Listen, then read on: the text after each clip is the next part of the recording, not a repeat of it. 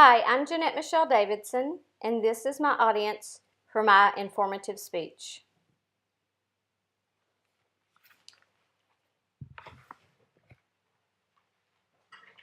Are leaders born? While some do have ability and a natural tendency to be a leader, there are others who are able to develop and become leaders, and that's what we'll be looking at today. I want to talk to you about what it means and how you can become a leader. You see, the Center for Creative Leadership states that believing people are made into leaders by their education and their experience would result in a greater focus on making sure that people had opportunities to develop into leaders. One can become a leader through experiences and education given. I will introduce you to some simple qualities of what it means to be a leader. One of those is being a person of humility, being someone that others can trust, being a lifelong learner, and then also being willing to develop other leaders. As we look at humility, I want you to think about the fact that you as a leader need to be willing to do exactly what you're asking others to do. Are you willing to sweep a floor, scrub a toilet, hole punch paper, staple things together, simple tasks? Are you willing to do those things? Are you willing to do the work that it takes to accomplish the goal of the group? If you are, others will look at that and see, and then they too will be willing to work hard.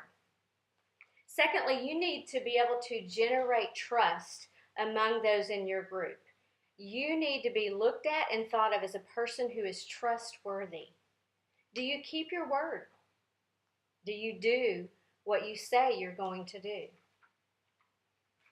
In 4 tips to help you become a great leader, they state that members of a group must trust their leader. In other words, there is no option. You have to be a person of trust in order to be a leader.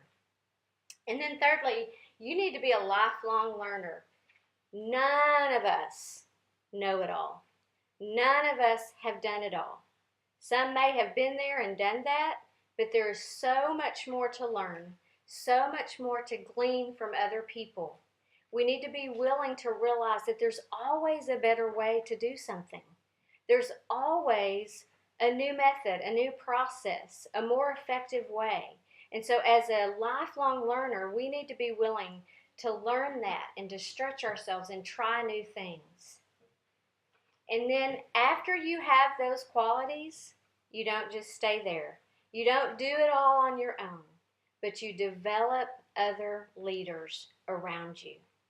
You see, in Leadership Challenge, John Maxwell says, as a leader, we need to look around and we need to see what areas of strength our team possesses and be willing to utilize them in those strengths, because everybody is good at something. And so as a leader, you need to develop other leaders and allow them to come alongside you to accomplish the goal that you have. Believe in yourself. Put forth the effort it takes to lead.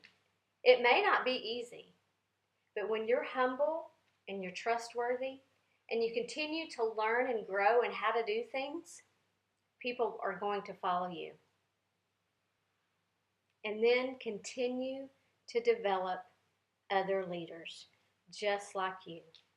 Give them that same opportunity that you've had, that same experience, that same knowledge. Pour into them so that they too can lead. Henry Ford has been quoted saying, "You can take my buildings, you can burn up my factories, but give me my people and I'll be right back again." You see, Henry Ford knew what it meant to have good people, to have good leaders, and to utilize those leaders to be successful.